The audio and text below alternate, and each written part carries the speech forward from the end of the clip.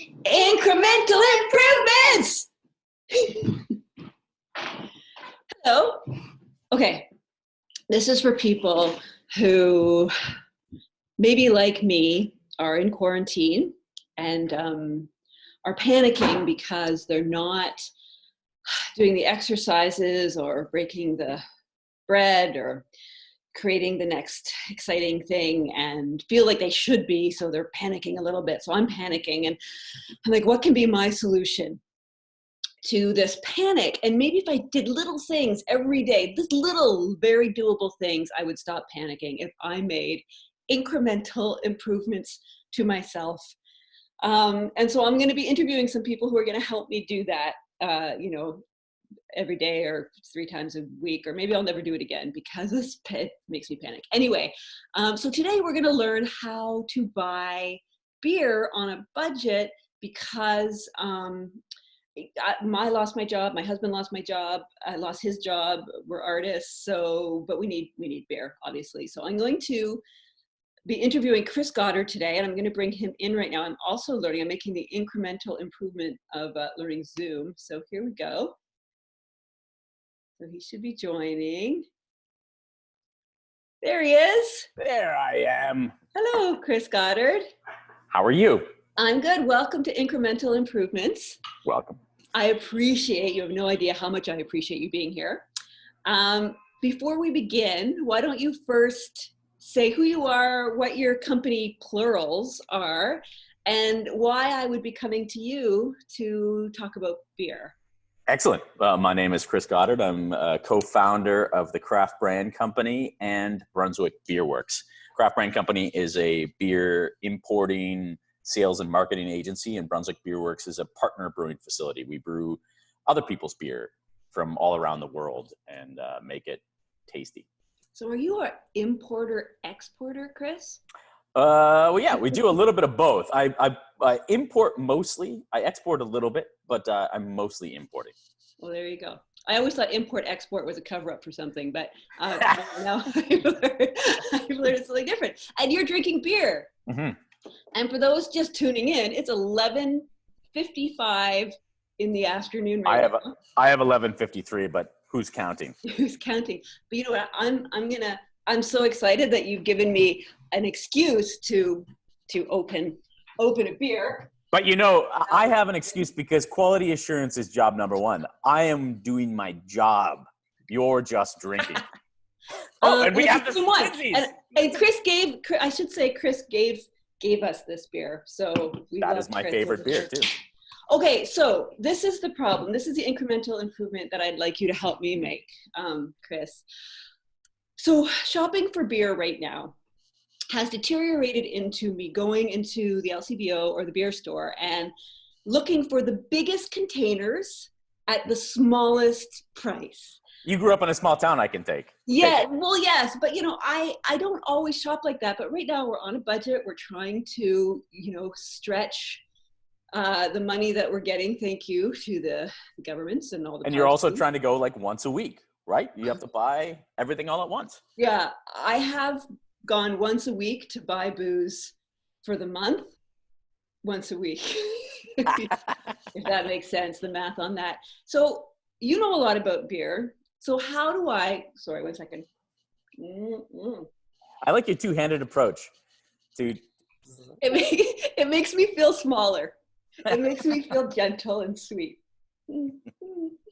It's so cute. I'm so feminine.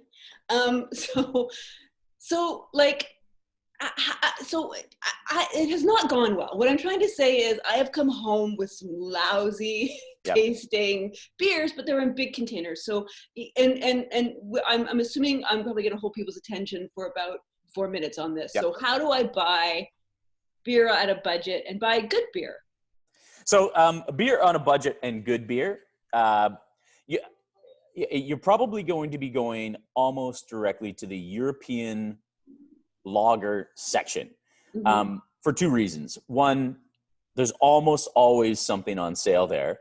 And 2, the European lagers are mostly quite large breweries, so it's consistent quality. It's all good quality. The only thing that's German is European. German, Dutch, Polish. Because I found some German king cans for like $2, and that was a successful journey. Yeah, and they're good and they're crushable. The only thing is freshness, because it's coming over from overseas. So sometimes you're not getting the freshest beer. But if you stick to some of the biggest names out there, like your Becks, your Grolsch, you're gonna get. They're almost always on sale, certainly around long weekends and stuff. You're going to get already. So like I'm in a bit of a constant state of panic. So already I feel panicky about that, because I also feel like I should be buying local. Like I want to make all the good choices and do all the things right and get fit and bake all the bread and do all the good things. So I also need to know, like, can I actually buy local? Yes, and to be honest, that was where I was going to say, if you especially if you have anxiety over going out every week, the local guys have options. They're not going to be the same price. You're not going to get the same kind of like $2.15 a can. You're going to be closer to like $3.15 a can. Oh my God. But they will deliver it to your door. So during these times, you don't have to stand in line. You don't have to do anything. You order a local beer and it'll come straight to your door. No contact delivery, just frosty beverages delivered straight to your door. And there's tons of great local lagers out there. Outside of, you obviously have the Steam Whistles of the world, who are that's their wheelhouse is lagers. But then you've got Great Lakes. You've got out your end, Granite, who's near you, doesn't do a lot of lagers. I don't even know if they do. But you just reminded me of something that I was going to say. I discovered in my own personal quarantine beer journey a way to, maybe with those local beers, get a little bit lower price, because I did say that size was everything. So I was trying to buy beer in goodness, is it getting hot in here? Big containers, and this magically, it was right here. This is a growler from Granite. Yep. How much is in a growler? 2 liters of beer. In that particular growler, there's 2 liters of beer. Break down liters into pints for me. 4 pints, or close to. It's 4 European cans, or 4 and a little bit North American size cans. So this felt cost effective. It is, and it's super fresh. They for those, you want to drink them all in kind of one sitting. So depending on that big. I mean, your thirst that needs slaking, you may need a friend. You may need to call a friend. Mostly just to get them on there and watch you drink it, I guess. I can't invite it. Well, Cyrus, my husband, could. He could. Yeah, we could kill that together. Oh yeah. Well, you might need 2 of them. Mm-hmm. But that is another great option. Those usually those are for like more wacky beers that they're not canning.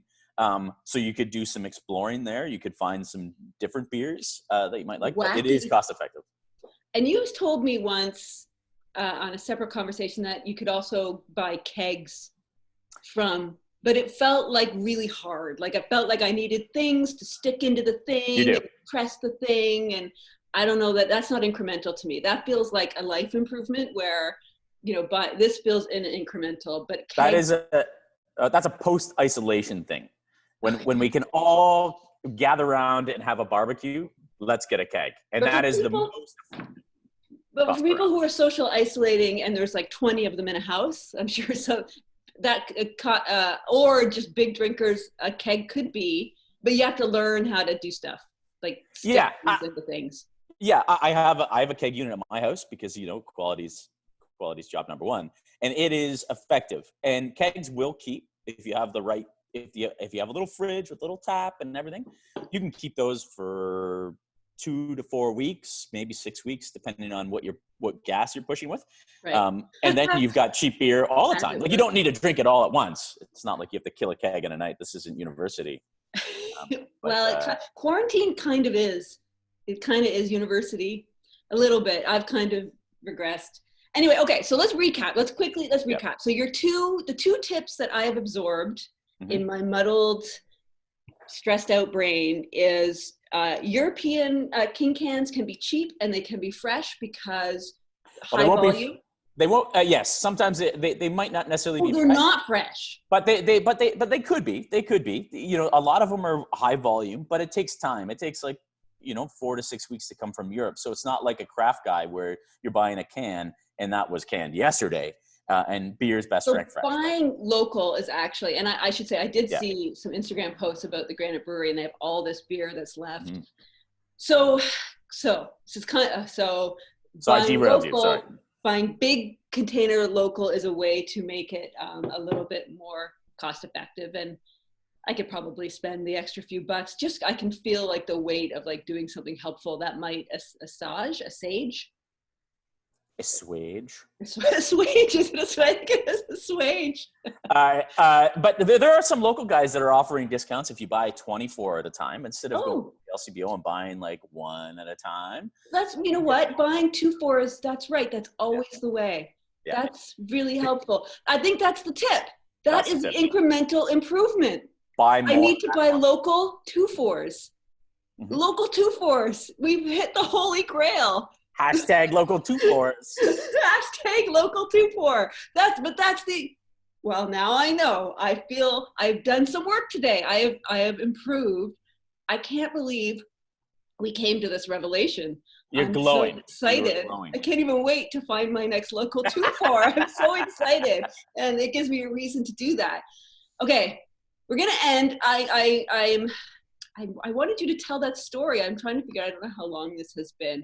Tell the fun fact in the condensed version. Chris has a fun fact that we were talking about that I just think is so interesting about beer's place sort of in history. So you got to do the Coles Notes version. I'll do a quick one. So beer, there's people out there that, well, most people believe that beer is the oldest alcoholic beverage out there. Some people believe that beer spontaneously happened by someone trying to make bread. A lady probably making bread, and it got caught in the rain and fermented because there's yeast in the air and created beer. Some people believe that we stopped being hunters and gatherers and became farmers just so that we could make more beer. And one last little fun fact is brewing historically back in the day when it was first started was a lady's job.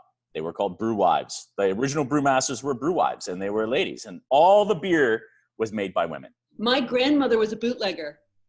Wow, that's a whole different thing. That's like, are you a Kennedy? I didn't know you were a Kennedy. During Prohibition, she was a bootlegger. And I also think, just aside, I think you should write a book at some point about beer. And I think you should call it Yeast in the Air.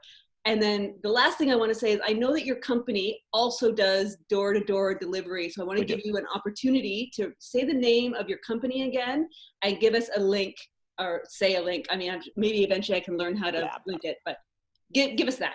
Sure. You can go to our delivery site is bodega.beer. That's BODEGA.beer.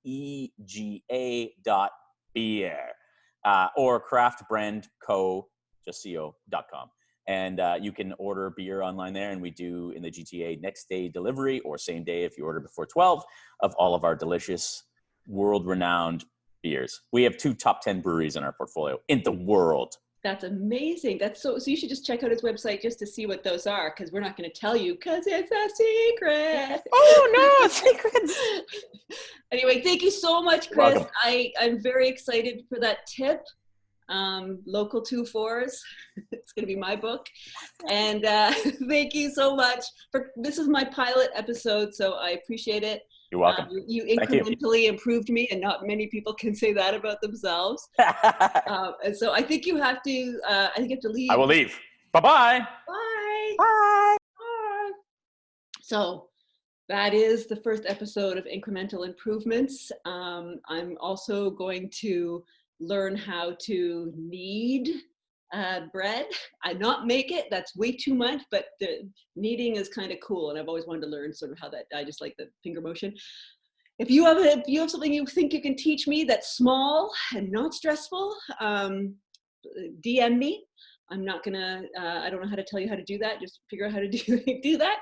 And I'll talk to you soon. Or maybe I won't. Maybe this is the first and one and only, because maybe it'll seem too hard tomorrow.